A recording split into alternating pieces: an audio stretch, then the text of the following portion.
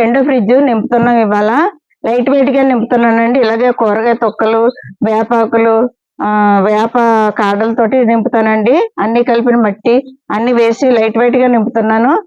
రండి వీడియోలోకి వెళ్దాం. ఇదిగోండి వేపాకులు కాడలు, ఇదిగోండి ముందు వాటర్, ఇదిగోండి పోవడానికి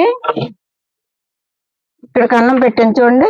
ఇదిగోండి ఇలాగ వెళ్ళిపోతాయి అన్నమాట వాటర్.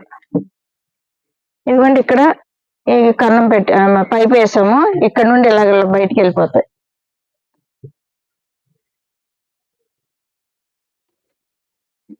ఇదిగోండి ఇలాగా కాడలు వేసుకోవాలండి. ఫస్ట్ వేపాకులు ఇలాగ వేసుకుంటండి మనకి మట్టి కిందకి దూరదు అన్నమాట.